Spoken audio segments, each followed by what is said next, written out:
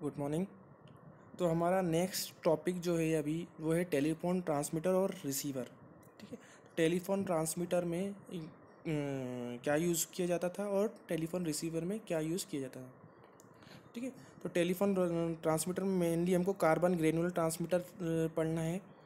Transmitter क्या होगा, microphone. Microphone मतलब जो आपकी आवाज़ को, स्पीच को, है ना, किस में कन्वर्ट करे, इलेक्ट्रिकल एनर्जी में, इलेक्ट्रिक एनर्जी में। क्योंकि आपका जो टेलीफोन वायर में जो एनर्जी फ्लो होगी वो इलेक्ट्रिकल एनर्जी होगी, और आपको ट्रांसमिट क्या कराना है, आपकी वॉइस। तो आपकी वॉइस को कोई ऐसा डिवाइस इलेक्ट्रिकल एनर्जी में कन्वर्ट कर दे, वही कहलाएगा आपका टेलीफोन ट्रांसमीटर। तो कार्बन ग्रेनुअल ट्रांसमीटर यूज़ किया जाता था। तो क्या होते हैं कार्बन ग्रेनुअल? कार्बन ग्रेनुअल जो होते हैं, कार्बन के छोटे छोटे कण होते हैं। कार्बन के छोटे छोटे कण होते हैं, जब इन पर दाब पड़ता है, प्रेशर पड़ता है, तो उनका प्रतिरोध परिवर्तित होता है। ठीक है। तो कार्बन ग्रेनुअल्स क्या होते हैं, याद रखिएगा आप। कार्बन ग्रेनुअल्स क्या होते हैं? कार्बन के छोटे छोटे कण, जब इन पर प्रेशर पड़ता है तो उनका प्रतिरोध में परिवर्तन आता है। तो वही प्रॉपर्टी का यूज़ किया गया है। ठीक है। क्या होता है कि देखिए, आप एक इलेक्ट्रोड, दो इलेक्ट्रोड रहते हैं, है ना। मेन जो फंक्शन है कार्बन ग्रेनुअल ट्रांसमीटर का, दो इलेक्ट्रोड रहते हैं, जिसमें एक रहता है आपका स्थिर, स्टेबल। इन दोनों के मध्य हम लगा देते हैं एक बैटरी। ठीक है। इन दोनों के मध्य भरा रहता है कार्बन ग्रेनुअल्स, है ना। तो दो इलेक्ट्रोड है, तो इनके बीच में करंट फ्लो होता रहता है। लेकिन जब आपका स्पीच इसमें पड़ती है, ये जो इलेक्ट्रोड है ये डायफ्राम होता है।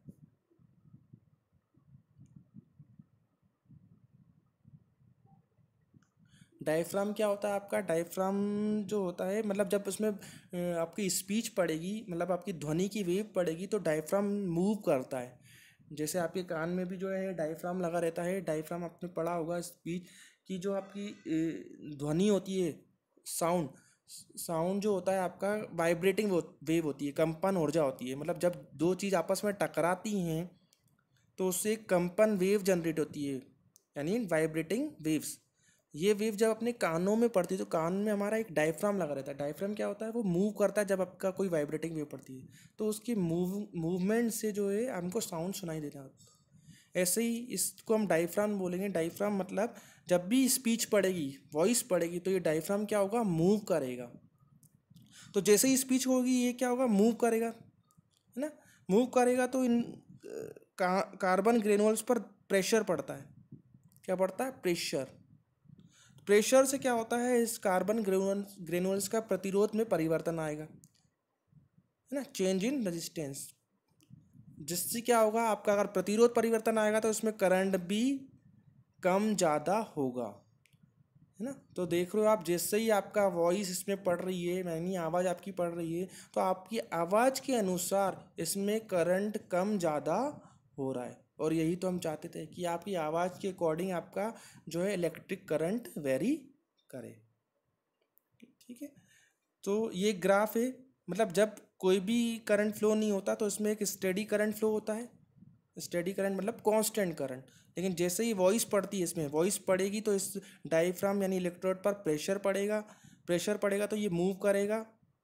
जिससे मूव, अगर ये नीचे हुआ तो इन जो कण हैं इसमें भरे हुए कार्बन ग्रेनुअल्स, इन पर प्रेशर पड़ेगा, दाब दाब पड़ेगा। दाब प्रेशर के कारण इनका रेजिस्टेंस कम ज़्यादा होगा। कम हो ज़्यादा होगा तो करंट भी इसमें कम ज़्यादा होगा। क्योंकि तो ये हम देख सकते हैं कि जब भी स्पीच आती है तो करंट इसका कुछ ऐसे वेरी करता है। ठीक है। ये तो हो गया बेसिक प्रिंसिपल, ऐसे वर्क करता है ये कार्बन ग्रेनुअल ट्रांसमीटर। ये पूरा आपका डायग्राम बना हुआ है। ठीक है। तो इसमें देखिए, ये है एल्यूमिनियम का डाइफ्राम। ठीक है। ये माइका एंड सिल्क वॉशर से। ठीक है।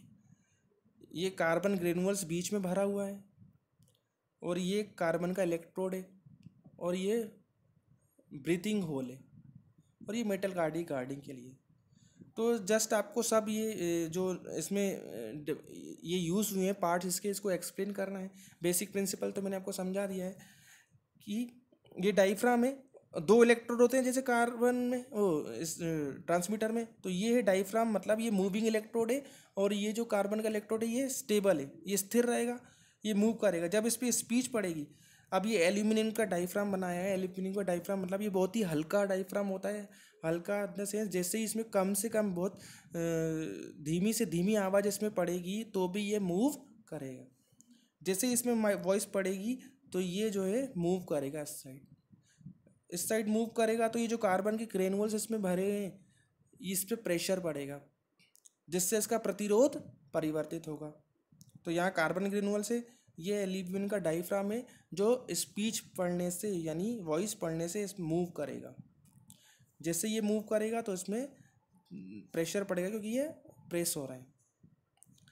ये मिल्क माइका एंड सिल्क के वॉशर से, वॉशर का काम क्या है कि तो ये जो कार्बन ग्रेन्यूल्स है ये एक तो इसके अंदर रहे इस चेम्बर के, और जो है ये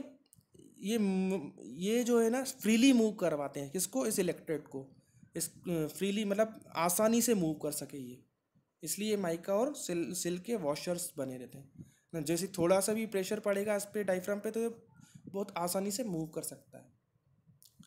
ठीक है, ये ब्रीथिंग होल होता है। मतलब ब्रीथिंग होल का मतलब ये है कि इसमें जो अगर जो बाहर का टेम्परेचर है और अंदर का टेम्परेचर है इसमें कांस्टेंट मतलब बाहर का टेम्परेचर ज़्यादा भी हो जाए, ठीक है, तो ये मेंटेन रखता है बाहर और अंदर के टेम्परेचर को, ताकि टेम्परेचर का कोई भी प्रभाव इन पर ना पड़े, है ना। टेम्परेचर बहुत ज़्यादा हो रहा है बहुत कम हो रहा है तो इसका टेम्परेचर पर इस पर कोई अफेक्ट ना पड़े, इसलिए ये ब्रीथिंग होल बनाया जाता है। और मेटल गार्ड जो इसको गार्ड करने के लिए होता है, ये इंसुलेटेड चेम्बर होता है जिससे अंदर इसमें कोई भी प्रभाव ना पड़े।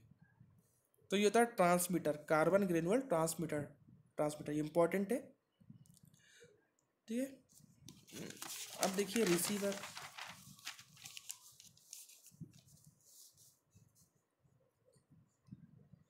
जो टेलीफोन में जब रिसीवर यूज़ किया जाता था, रिसीवर मतलब स्पीकर रिसीवर होगा। स्पीकर का काम क्या होगा, आप रिसीवर का क्या काम होगा, क्योंकि टेलीफोन लाइन से कौन सी एनर्जी आएगी, इलेक्ट्रिकल एनर्जी। लेकिन आपको चाहिए क्या, इलेक्ट्रिकल एनर्जी थोड़ी चाहिए, आपको चाहिए स्पीच, क्योंकि आपको सुनना है। तो स्पीकर क्या करता है, इलेक्ट्रिकल एनर्जी को स्पीच में कन्वर्ट करता है। ठीक है, तो permanent magnet type receiver use किया जाता था पहले, वही आपके कोर्स में पढ़ना है आपको। ठीक है, तो इसमें क्या रहता है, आपकी एक मैग्नेट लगी रहती है, मैग्नेट्स के ऊपर ये पोल्स रहे, पोल्स के ऊपर कॉइल्स हैं ना। इन्हीं दो कॉइल्स के मध्य जो है आपका इलेक्ट्रिकल सिग्नल आता है।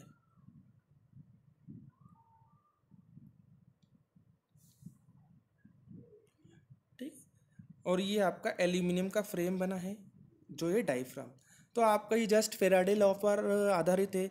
आपको पता है जब आपका इलेक्ट्रिकल एनर्जी दो कहते हैं पोल्स पर पड़ती है, दो कॉइल्स पर पड़ती है, तो उससे मैग्नेटिक फील्ड जनरेट होती है। मैग्नेटिक फील्ड से क्या होगा, इन पे दो अलग अलग फोर्स लगेंगे जिससे आपका डायफ्राम मूव करने लगेगा, डायफ्राम कंपन करने लगेगा।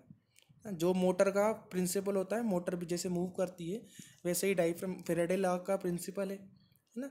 फेराडे लॉ में क्या होता है आपका, अगर जब दो अगर इसमें वेरिंग करंट फ्लो हो रहा है, वेरिंग करंट मतलब जो करंट बदल रहा है ना, करंट जब परिवर्तित करंट इसमें कॉइल्स में फ्लो करवाते हैं तो उससे एक मैग्नेटिक फील्ड जनरेट होती है। मैग्नेटिक फील्ड के कारण आपका डायफ्राम में अलग अलग फोर्स लगता है जिससे वो क्या होता है, कंपन करने लगेगा।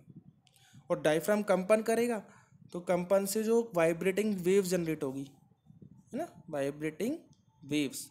और वही वेव्स जो है हमारे कानों में जब पड़ेंगी तो हमको वो स्पीच सुनाई देने लगेगी। तो ये होता है आपका रिसीवर, इसको बोलते हैं अपन परमानेंट मैग्नेट टाइप रिसीवर।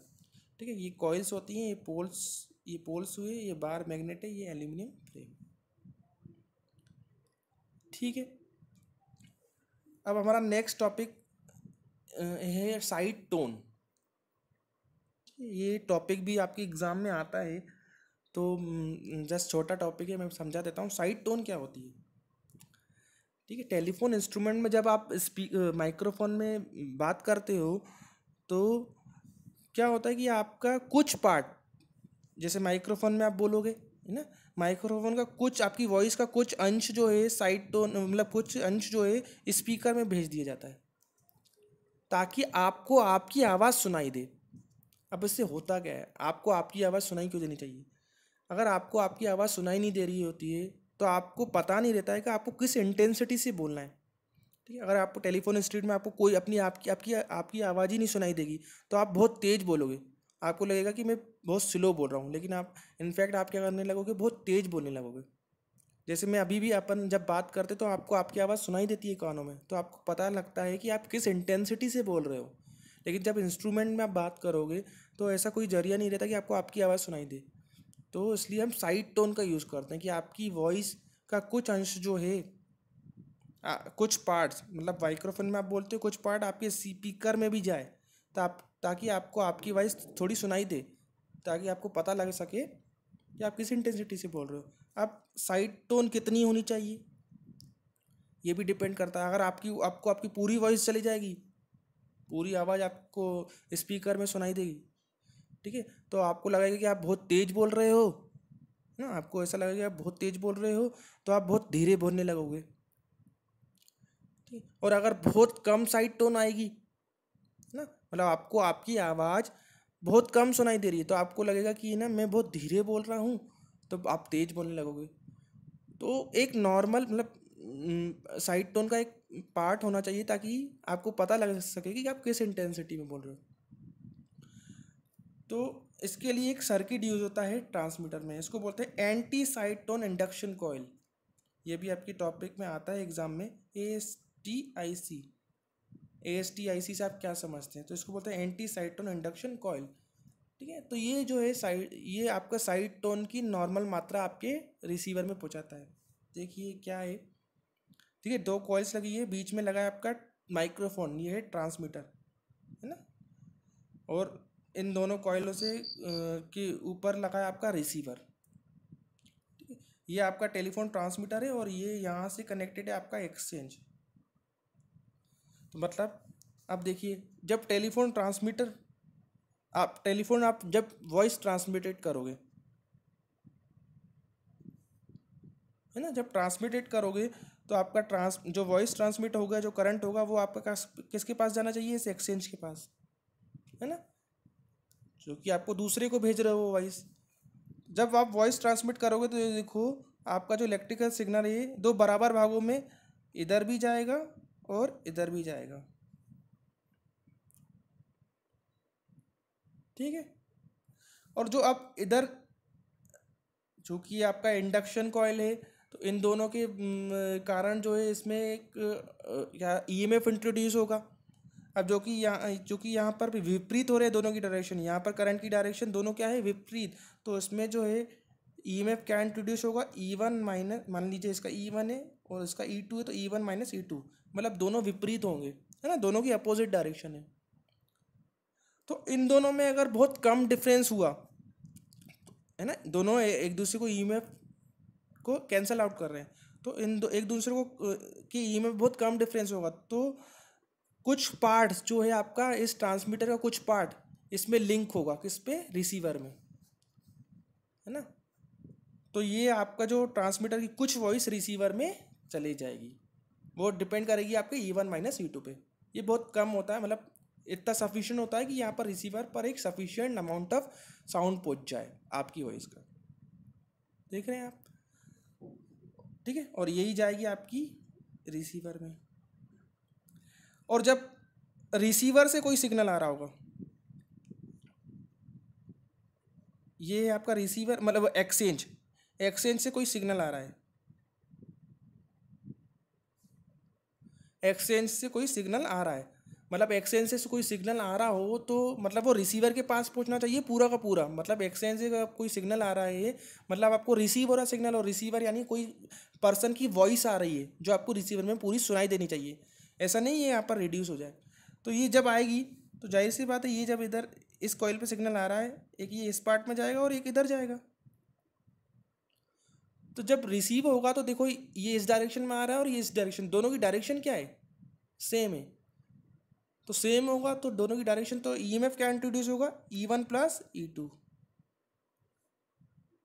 है ना, दोनों इस डायरेक्शन में और इस डायरेक्शन में, तो दोनों डायरेक्शन में जब करंट आएगा तो ईएमएफ क्या इंट्रोड्यूस होगा, E1 प्लस E2। तो मतलब पूरा का पूरा मैक्सिमम वोल्टेज इधर आएगा, और आपको जो रिसीविंग वॉइस है, मैक्सिमम वॉइस रिसीवर पर सुनाई देगी। ठीक है।